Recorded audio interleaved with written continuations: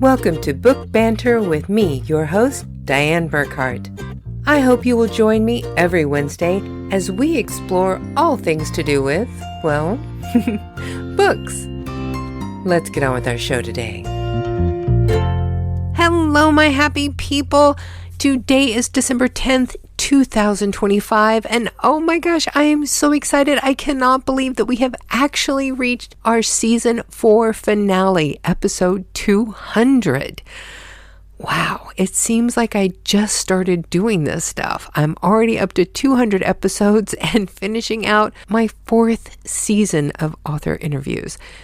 This podcast has changed so much since the very beginning, and I want to thank all of you who have stuck with me all the way from the beginning.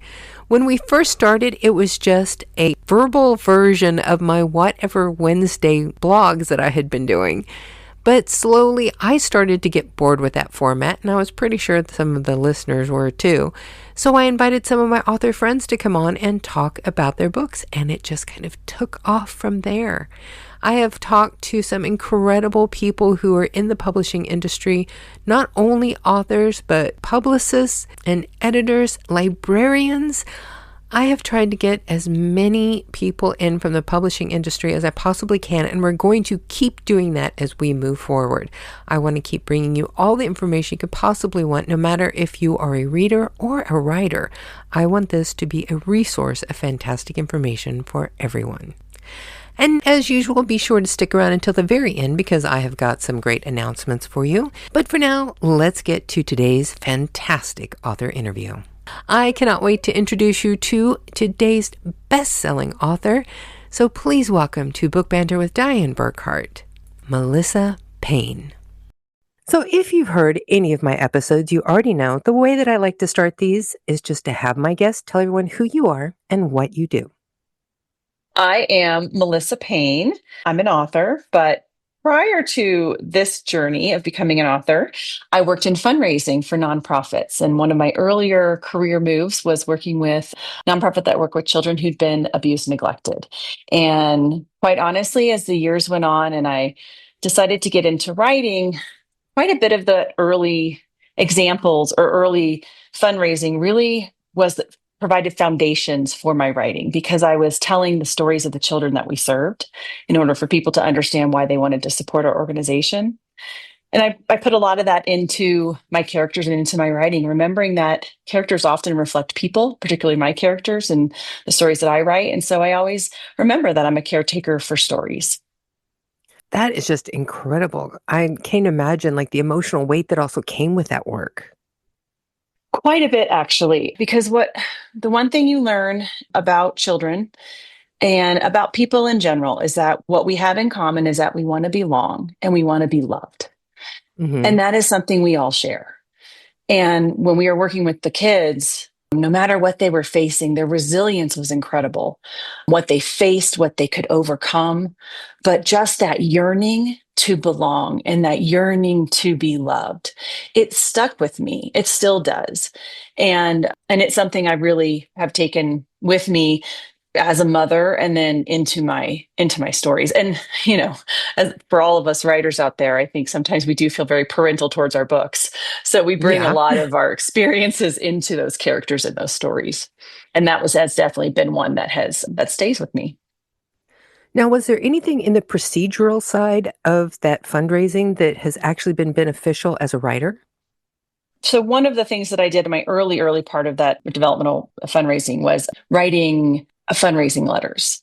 And so those are very short, quick snippets. You share a story, you change the names, but you're using facts about somebody's history, somebody's life, a kid's life.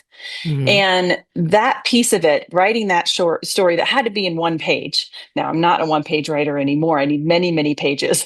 But in that one page, you have to be able to grab a reader to say, this is important for you to read, because we all know we get those letters in the mail. Please help this organization. Please help.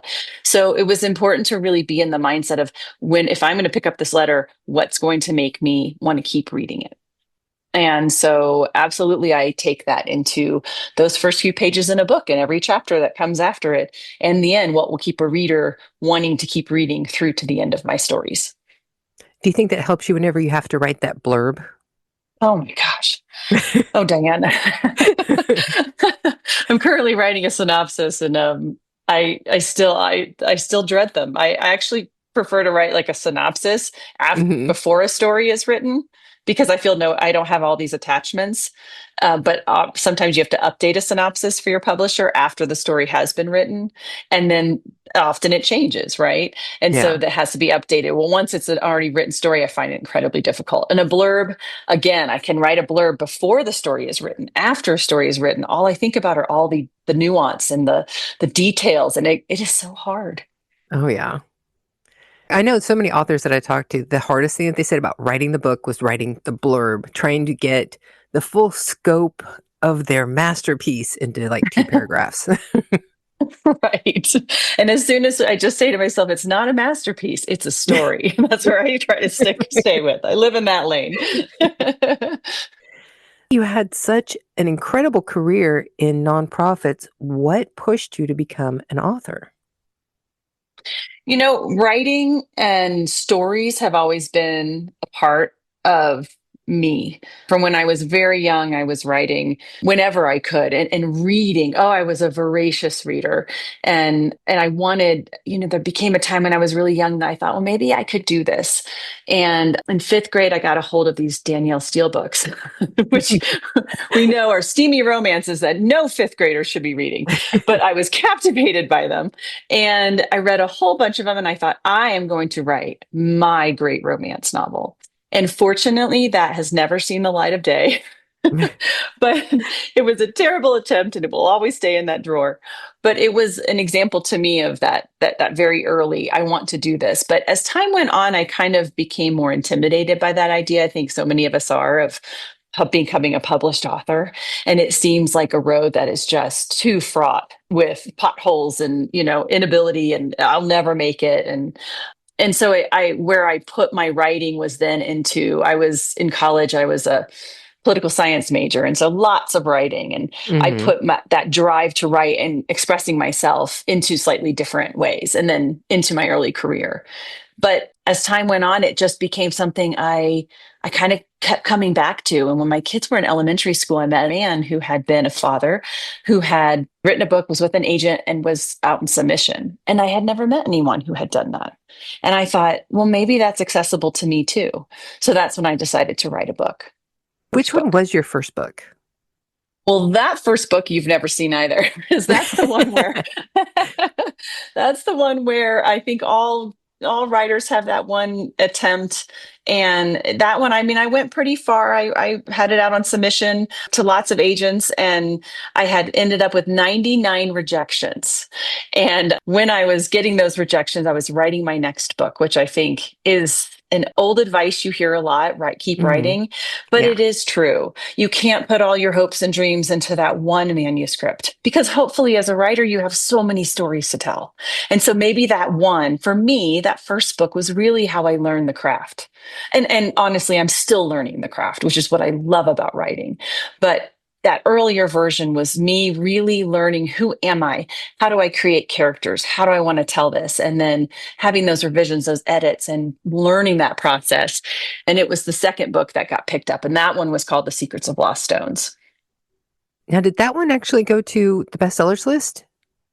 Yes, that made the Amazon charts, I think. It did very well. So I was lucky. My first book out of the gate was successful and made a couple of different lists, and I was very happy with it. But as that was coming out, that book came out, I was head down on my second book and panicking about having a deadline now for the first time. So it's been a lovely ride this entire time. I think the book that just came out was my sixth book. Now, that first book is not the only one who's become a bestseller. No, I've had a couple of different bestsellers. Let's see. The Night of Many Endings has actually been a very successful book for me. That's a book about strangers and people, and how we can't ever really know another person until we take the time to listen to their story first. And that one's set in a library in the middle of an epic Colorado snowstorm, and was very fun to write and has been well received. A lot of your novels are often set in small mountain towns and are known for characters that are chasing redemption and love and second chances. What is it, do you think, about those themes that resonate so deeply with you and your readers? Jan, that really does go back to those kids that I worked with whose stories were so important to tell, in that understanding those things that unite us. For me, and I think for so many of us, we feel how fractured our world is. We feel how separate people feel, and that common ground feels very delicate for a lot of folks. So, for all of my time writing, I'm often searching for that common ground. When so much seems to make us different, what does unite us? What does bring us closer? And it's not about people becoming the same, it's about staying our distinct selves. But how then can we interact? How do we group together? How do we support each other within that, despite being different? And as a writer and as a person, that's just something that it's a deep well. It's hard to find, it's hard to say I can ever get to the end of the stories that can kind of Mhm. mine that idea and mine that what I'm looking for in that. And I just love it. I love writing about characters who are broken, who have experienced chaos, because I think brokenness and challenges in our life, out of that create such beauty and resilience. And I just can't find enough stories that highlight that. So it's a fun world for me to inhabit when I write. I can definitely understand that point of view because I know for myself, whenever things pop up in my life that are not necessarily good, and Hmm. people will tell me, "Oh, I'm so sorry you went through that." I'm not. Going through those things is Hmm. what made me who I am today. And Absolutely. everything like that is a learning experience. And I have gotten so much education from those things. Even bad experiences taught me something. I completely agree. And that is how I try to keep moving forward when things are really tough. And I never want to prescribe that for other people. Oh, yeah. I mean, everyone lives their own experiences. And I think it's important to write that. And I feel like with my characters and my stories, sometimes I really hit on very real people. Mhm. And that is something I try not to prescribe how a person in a certain situation would feel, but I do. For example, one of my characters had a brother who was an addict, and she for all of her life felt as though it was her responsibility to help him get sober. And what she ends up learning is that it wasn't her responsibility. Mhm. It's not her life, and she had to. And that's her experience with addiction, right? And it Mhm. reflects some people's, but I'm always very aware that that doesn't reflect everybody's. And that's where our diversity and experiences is so important to know, because maybe someone can identify with that and maybe someone says, well, mine was different. But isn't it important that we then talk about our experiences together? Plus, I think we just need to have this great diversity Absolutely. because if somebody has no idea how to approach something that they're facing, hearing all of these different stories and how different people approach them may give them a way to figure out how they need to do it. Exactly. Sometimes I feel like we're afraid of the differences, Mhm. when those are the things that if we could teach ourselves how to be comfortable in that, ask questions, be curious. I do that with my reading. I want to read about people different from myself. I want to read Mhm. about other characters' experiences. Now, I like to do that in a fictional world, but I also like to jump into nonfiction too. But that's definitely where my reading tends to. And my hope is that we have more conversations when we read books about people that are different or different experiences, that we then talk about that. We're not scared to do that. We're curious. We're interested. Absolutely. In your most recent book, In the Beautiful Dark, it mixes mystery, secrets, and supernatural with a community of seniors. Where did the idea of Birdie Allen and the Sun Pines retirement community come from? So my father passed away 3 years ago, and he and my mom had been married for over 50 years. In fact, when she was 12 years old, she said to her mother, when she saw my handsome dad walking down the street, she said, "I'm going to marry that man one day." Oh. And it's so sweet. So I had only known them as a couple, as a pair, as their child, obviously. I only knew them together. I knew stories of them from before, but my experiences was with them together. So when my father passed, my mom was suddenly faced with a completely different life. And what some of that included was to sell her house that they had lived in, to move to a senior living community. It's all independent living, but to Hmm. move to an apartment in a senior living community and to basically begin to learn who she is as a single widowed person. Who is she Hmm. without my dad in her daily life? And to be honest, I didn't know if my mom could do it. I didn't know. I saw her pain and her grief, and I shared that grief, but I didn't know. And then I saw her beginning to blossom and bloom into this person who took on new challenges, who was making new friends. And it was such a beautiful thing and so inspiring as someone who is following in her footsteps, right? I'm getting older every day and I hope to live into my 70s and 80s. And it's a question, how will I approach that time, those decades of my life? And it was such a vibrant community that she's a part of. And I was so inspired by her and the people around them. And they're retired doctors and lawyers and authors and marathon runners and artists. And they run the gamut of who lives there, and yet they share this shared experience of getting older together and the loss and the grief that comes with that. So it was so inspiring. And as time went on, I thought, I just really want to set a book here. And one of those things we started talking about, well, who else lives here? Who else is retired here? And of course, a serial killer came up. Well, what happens to those serial killers who are never found? Could Hmm. they be here? So really from there is where some of the idea was sparked. Most of the idea was sparked. How did the supernatural play into this? Well, I love some of my books will have supernatural come in to them. I go in and out of that, but Hmm. it is something I love to play around with. And this was, I really wanted the victims, the women, to have a voice. A lot of times in stories where there are maybe past victims, or we hear the stories, but from a character's perspective, a different character, somebody a lot. And I wanted to give voice to those women within the story. I also love to play around with the idea that our loved ones are to write in that space, that our loved ones are always there waiting for us, or they're still there and around us. So that, to me, there's just so much that you can mine from that and to write, and I just really find a lot of enjoyment. And personally, I just love books with that in there. Same. Your books have not only been bestsellers, but you've also won some awards. You earned the Colorado Book Award, one of the finalist spots, and you even had wins with the Colorado Authors League. How has this recognition impacted your journey as an author?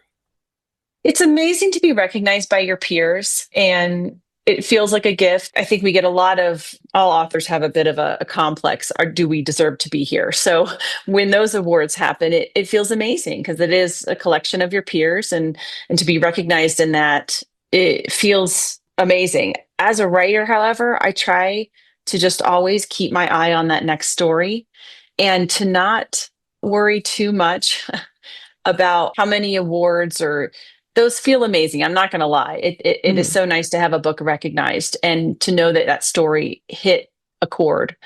Sometimes it's also those emails you get from readers. Those feel like an award. If it really touched a reader, if it really hit a nerve and they take the time to reach out to you, those are like little mini personal awards, if that makes any sense.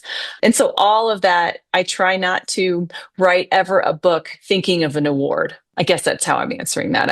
I don't think of that in the future. So as how it impacts me as an author is I just keep moving forward, because I still feel like with every book and every story, I'm learning the craft in a different way. I'm telling a story, hopefully in a different way. I have new characters. And so I just keep trying to move forward.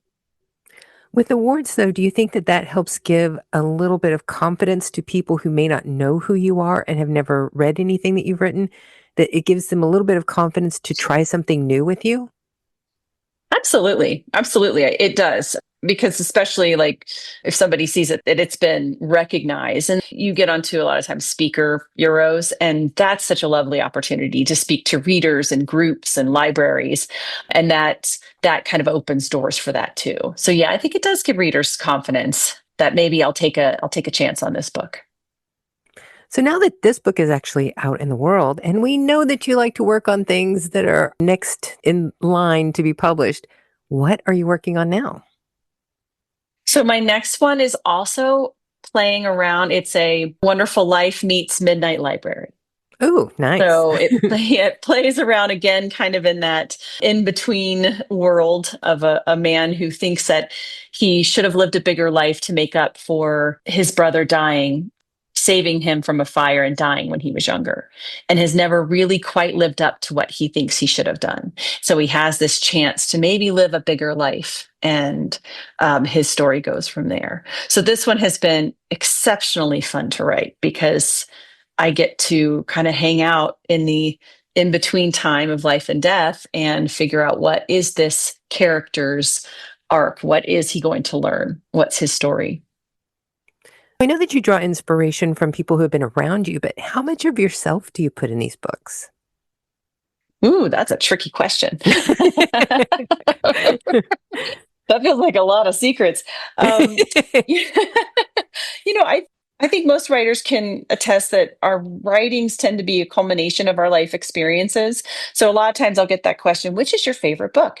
Well, I don't really have a favorite book except for the one I'm writing on that no one has seen because it's still shiny and new. No one's told me it needs work. But the other books all represent me as a writer in a different stage of my own life and my own creativity. Because I see all of that as evolving. My creativity is evolving. My craft is evolving, and me as a person, I'm evolving with every year and every new experience. So each book for me personally is a representation of me at a different stage of life. And so there are, of course, slices of my experience, slices of, in one book, my first book, one of the characters, Lucy, loved crossword puzzles, and the other character, Jess, didn't really care for crossword puzzles.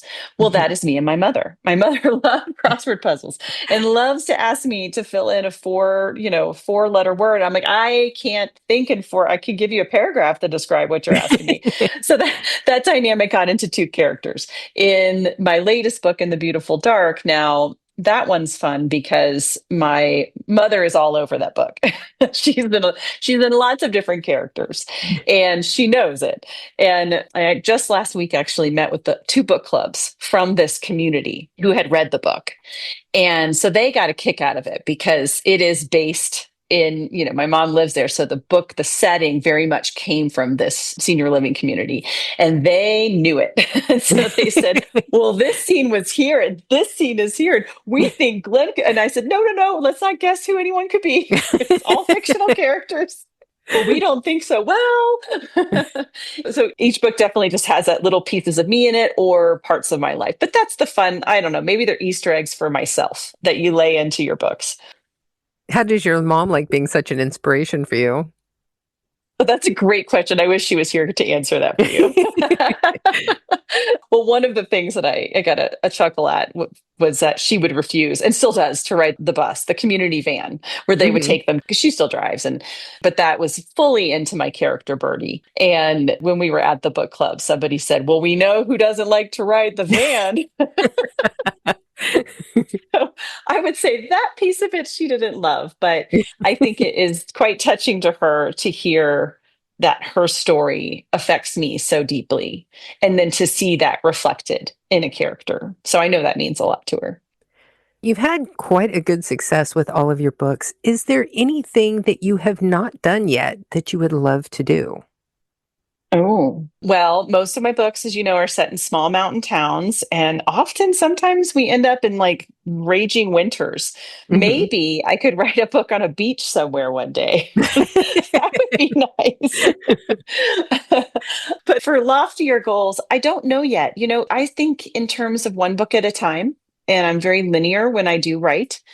So I have ideas that float around for future books. I get very inspired by people and stories, but I don't really let myself go fully into creating mode until I'm kind of have one tied up enough to start thinking about the next. And each one I live in the community that just had the school shooting last week. Oh, And so I'm incredibly affected by that yeah. and by the plight of the families and the kids that were directly affected. And I don't know if I want to do something with that. All I know is I'm left, and I think many of us are after situations like that, after tragedies like that, wanting answers. And Hmm. I often turn to my writing and storytelling to see what worlds I can build that create, I don't know, kindness and empathy and understanding. I can't answer questions about it. I mean, I can't, there are no answers really. Yeah. But for me, I do turn to my fiction and try to put just a lot of heart and a lot of thought into what I create and hope that it puts out positivity and goodness. That's one thing that I have noticed about my own writing is I will create a scene that there is something bad going to happen, and then I fix it so that it doesn't. That's the one thing that is Mm, so wonderful about having control about your own worlds that you create is you can stop the yes. bad things from happening.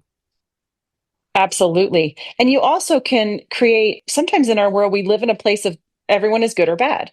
Well, in Mhm. fiction, as we know, when we're crafting characters, the villain is the hero of his own story. Mhm. Or her own story. And so we know that there are layers to our characters. Well, there are layers to people. For me, it's a way to understand the good and the bad in our world. It doesn't necessarily bring me answers or, I don't have a solution to anything. For me, it kind of is a working out of, okay, everyone comes from some place. Can we control everything? No.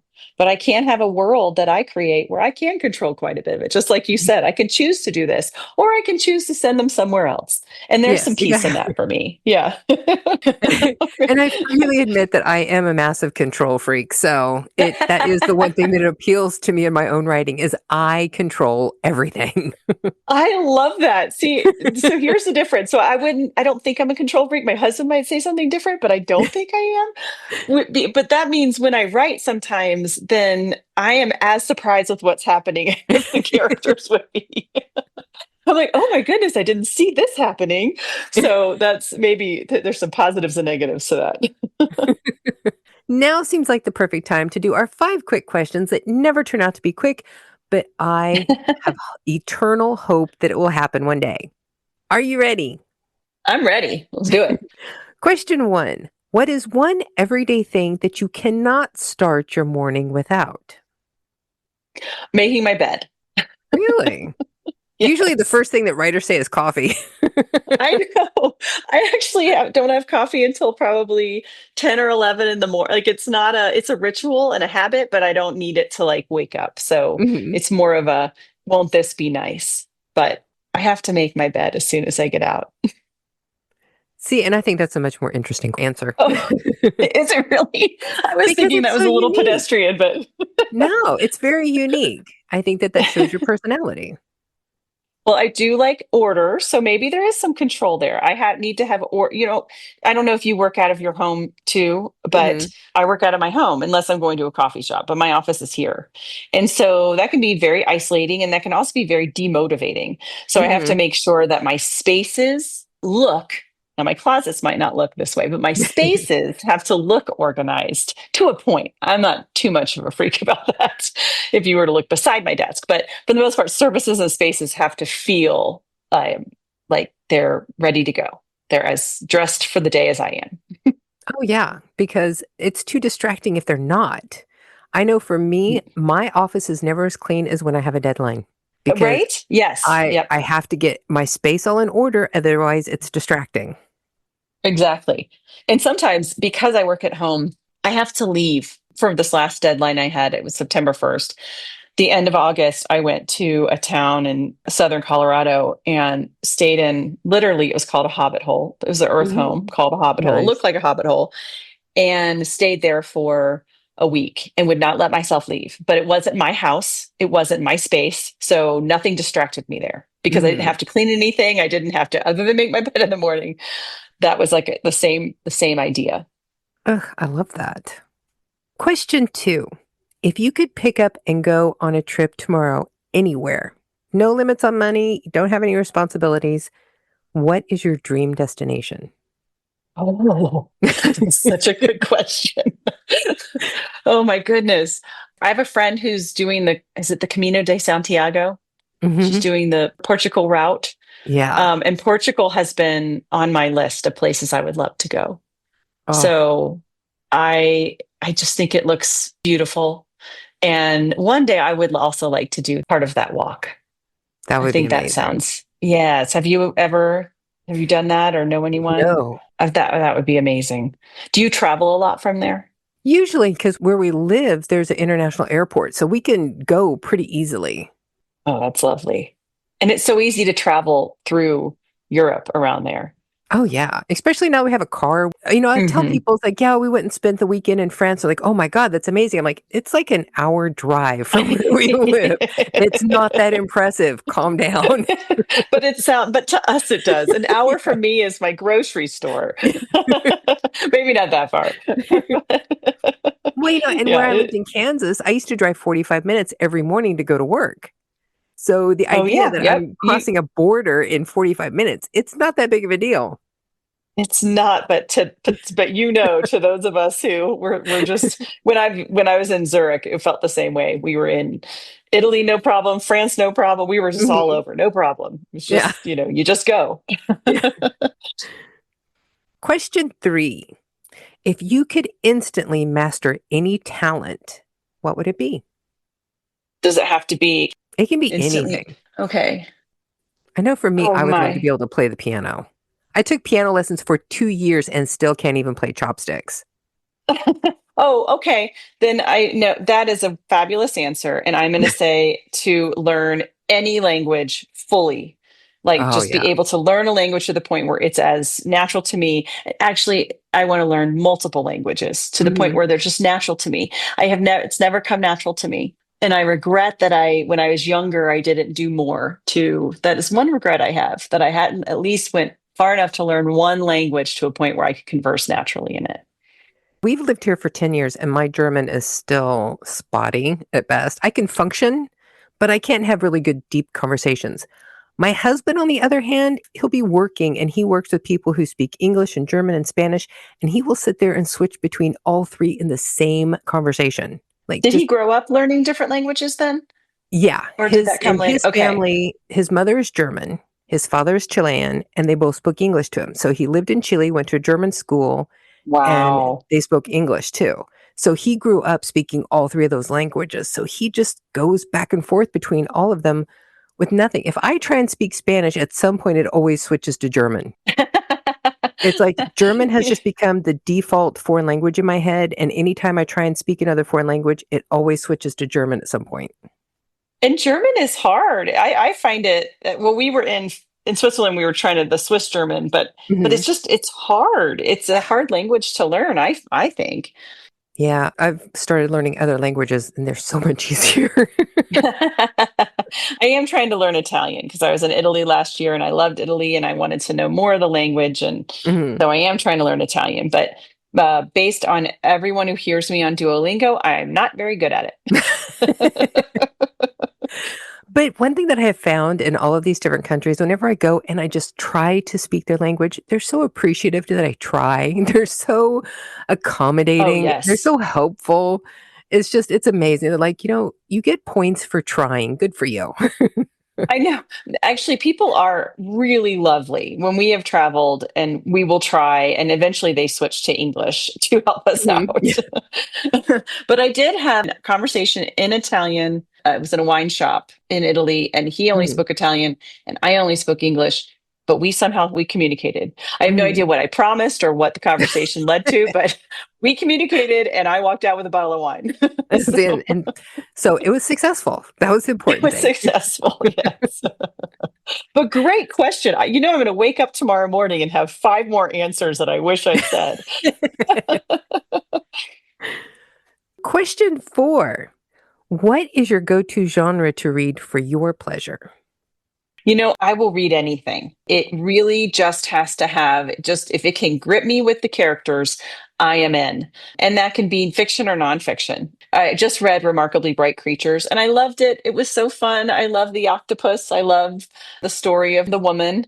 And I love the multi-generational piece of it. So I really, when I was younger, I had very distinct, I was Stephen King, I was Dean Koontz, I was romance and a little bit of horror. And as I grew, I will read whatever I can get my hands on. I'm in a book club and with all the different genres. So it's hard. I am not a specific genre, but every so often when I need to just not think about anything and I want a really quick, fast read, I love a Frida McFadden book. I will pick that up and just tear it apart in no time. I hate to admit this. I have not read one of her books yet. They're very fast. It Well, is just and boom, boom, boom. I keep seeing about her books. I'm like, oh, that sounds good. Oh, that one sounds good. That one sounds good. And then I forget to go buy them. And then, it'll pop back up in my news feed or something. I'm like, oh, wait, I need to go get her book. And then I forget.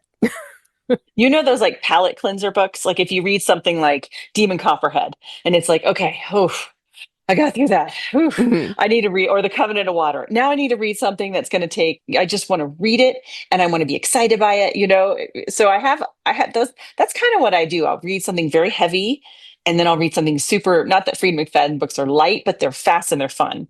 Mhm. And so then I'll read something like that. And then I might go back to heavy. So yeah, I really, I'm all over the board with Yeah, I books. understand How that. about you? Oh, yeah. I will read absolutely anything. I have probably as many nonfiction books as I have as fiction books. And I'm Hmm. constantly going back and forth. I have a lot of books on forensic criminology, and I'll go and read all of these crime statistics and studies and psychology books for why different people behave the way that they do. And then I'll go read a Stephen King or then something like Joan Fluke, that's Yeah, right. All completely over. out of, the range of everything. And I love bouncing around like that. That's one of the reasons why the people that I bring onto the podcast are also all over the map. I have I love everything that about from, your podcast, actually, because because you you never, never yeah, know. Everybody usually has a wide range. They have their favorite, right. but then they're also open to all these other things. And so I'm just trying to throw as many good authors with good books at people. It's like, here, go try all of it. Because you never know, and Yeah. some books are going to grab you that you never thought would grab you. Do you use a lot of your forensic background in the stories that you're writing now? I am now, yes. Okay, I'm because I actually mean that's working on fascinating. 2. Oh, yeah, it's really incredible, and some of the case studies that I've done just to get that degree were amazing and gave me so much information that I can use in writing these books. I've got 2 series that I've completely outlined, and I've started one of them. One is actually like a paranormal romance where they have things that they're investigating, and then the other one is actually an FBI thriller line that Oh, it's okay. an ex-FBI agent who is now a consultant and how they're being brought in on all of these different cases. Oh, that must be fun. And so then you Yeah. have your whole background to be able to delve into. Oh, I think that would be quite fun. And I think that was in your second degree that you got. Yeah. Yeah, my first degree was Yeah. journalism. When I read that about you, I thought if I were to go back to school, that would be a degree I would get. Because how interesting the psychology piece of it, Oh, the yeah. science piece of it. That I think that would be fascinating. I actually got to study with Kenny Landwehr from the Wichita Police Department, who was one of the main detectives on the BTK case. Oh, no kidding. And we Yes, I studied. know that the serial killer in The Beautiful Dark was modeled after BTK. So I did a Oh, lot of research wow. on him. When I was a You kid, he was the boogeyman. because you were Hmm. in Wichita then? You grew Yeah. up there? Yeah. Oh, Diane. Okay, we still have question 5. Sorry. I'm so sorry. Let's do it. Question five. Question 5. I'm asking the same thing of everybody, so you've probably heard this question before. Okay. Whenever somebody comes up and asks you for a recommendation for a good book, who is the first author you think of? The Giver of Stars, Jojo Moyes. I love that book. And that's been one I've been suggesting to people of late. Have you I read am that not one? familiar with that. It is about the library system in the Appalachian region, a Hmm. horseback kind of cabin to cabin, kind of the librarians going out, based on a true story, but going into the hollers and such to bring books to people. Ah, that is so cool. I would love Hmm. that. It's an older book, but I was just talking about it with a friend, and I had listened to JoJo speak a number of years ago, and I loved it. And so I had read the book, and then my friend is now reading it. So it just kind of brought it all up to me. And that is a fabulous book. Somebody was telling me whenever I just said I would love that, it made me think. A friend of mine was saying, it's like, in your podcast, you're always talking about, it doesn't matter if somebody's talking about a mystery book or a science book or fiction book, nonfiction, you're always saying, oh, I would love to read that book. And I'm like, that's because I would. I know. I would love to read all of them. We just don't have all the time in the world, do we? You only have so many waking hours, unless you're in perimenopause, and then you might have more waking hours. But True.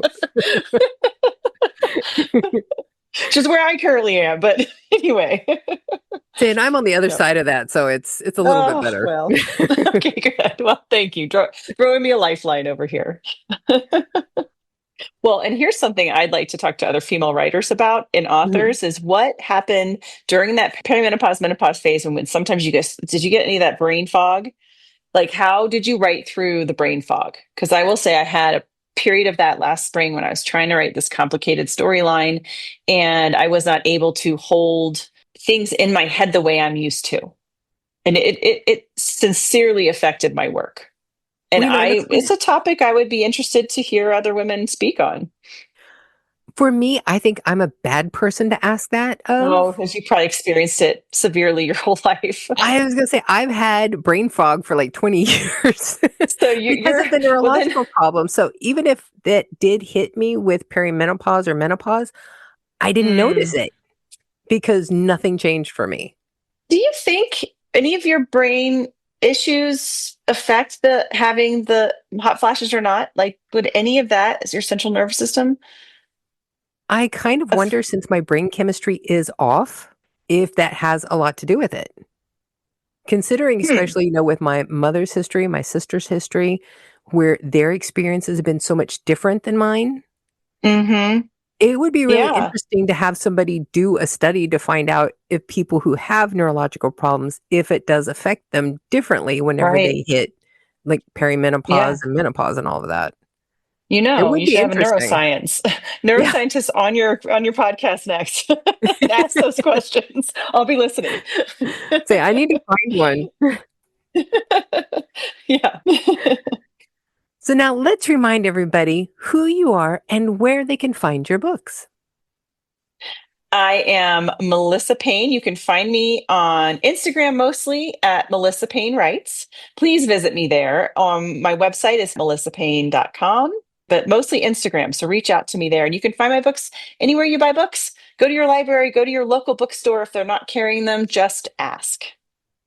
And of course, all of your information will be in the description of today's podcast, as well as on our website at burkhartbooks.com. And of course, they will be able to find you in our year-end book buying guide that will be coming out for holiday shopping. Fabulous. Now, do you have any plans to go do any public relations things for the holidays?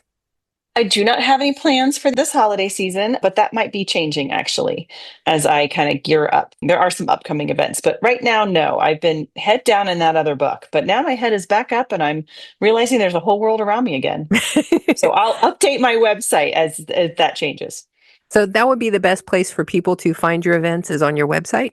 I put on the website. You can join my mailing list there. I also post things on Instagram too.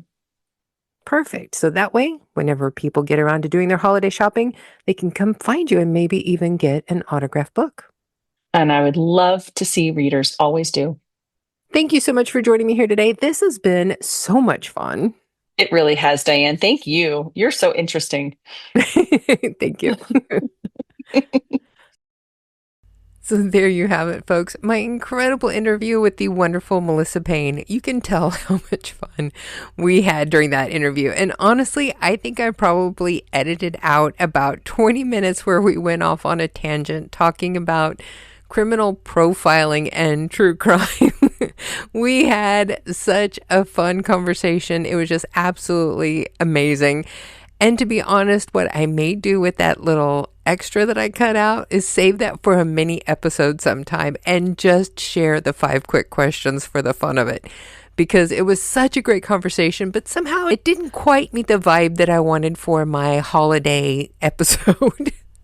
But it really was an interesting conversation, and anybody who is interested in writing thrillers or mysteries and wanting some good real-world information to help give your characters depth, this was a good conversation and would probably be helpful to somebody. So you'll have to watch. Maybe in the future I'll do a little mini episode. Maybe that's what I'll start doing, is every once in a while I'll just drop a 5 quick questions segment from one of the authors, and it could be a nice little addition onto the side of all of these.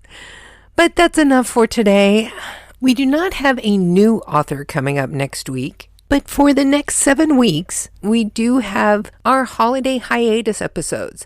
What we did was we found a computer program that would do a random drawing, and we picked 7 episodes to rebroadcast over our holiday hiatus. Now, don't forget, we will be coming back for all new episodes for Season 5 the first Wednesday of February 2026. And we have already got so many applications that are coming in, and I haven't even opened up the applications yet. I have a feeling this next season is going to be booked so fast. And we have got some incredible authors already lining up to be part of that season. So you are not going to want to miss out. Be sure to go to your favorite podcast broadcasting service and subscribe to Book Banter with Diane Burkhart so you will be sure to never miss a fantastic episode. Because if you love books like we do, you do not want to miss this podcast. And also, if you are into books and authors, be sure to go to burkhartbooks.com and check out our Book Banter magazine holiday book shopping guide that features every author from season 4. It is 132 pages long, and you get all of those author profiles, plus there are book reviews, fun pages that you can actually download and complete at home. And there are even 2 memorials for people the writing community lost this year. It was important to us to include them in this magazine. Our Book Banter magazine holiday book buying guide is 132 pages of bookish goodness that you can get access to for just $2.99. And with that purchase, not only do you get access to the full 132-page flipbook online, you can also download a PDF copy to your own device to look at whenever you want. It also comes with all of the clickable links in the PDF file, so you can click and go and find more information on all of the authors you're interested in, click any of the book covers, and go to buy those books. It's a fantastic deal for just $2.99. And you can actually go onto burkhartbooks.com on our magazine page and see a free 20-page preview before you buy, so you can see what you're getting into. And keep in mind that by doing that, you're helping me to keep doing this. I'm trying to think of everything that I can to try and at least break even on doing this podcast and magazine. And by buying that magazine, you're helping me keep going. And so I really appreciate your support. Don't forget to tell your friends, share all of our posts on social media, and always come back for the next episode. I also want to mention, if you are an author and you would like to be a part of Book Banter Productions on our podcast and in our year-end magazine, you should go to burkhartbooks.com and sign up for our mailing list, because when we open our applications for season 5, we're going to notify the people on our mailing list first. And then a couple of weeks later, we will open it up on our social media and start taking applications from everyone. But those people on our mailing list are going to get first call on all of it. So be sure to go to burkhartbooks.com and sign up for that mailing list. We will be opening our applications in just a few weeks and start doing recordings for season 5 in January. And just a little bit of Burkhart Books news. We are working on our first romance novel, as you heard us discussing with Melissa Payne today. We are doing a paranormal romance series about a paranormal investigator TV show. And all the books in the series that we have planned out so far are actually based on paranormal investigation trips that I went on when I was in college. It gives a little bit of realism to some of the things that went on just because it's what we actually experienced. So be sure to keep watching all of our social media for announcements when that book is ready to drop, and go buy our magazine.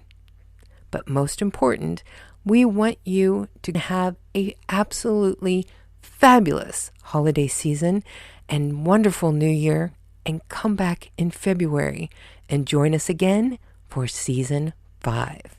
So, you know what time it is, folks.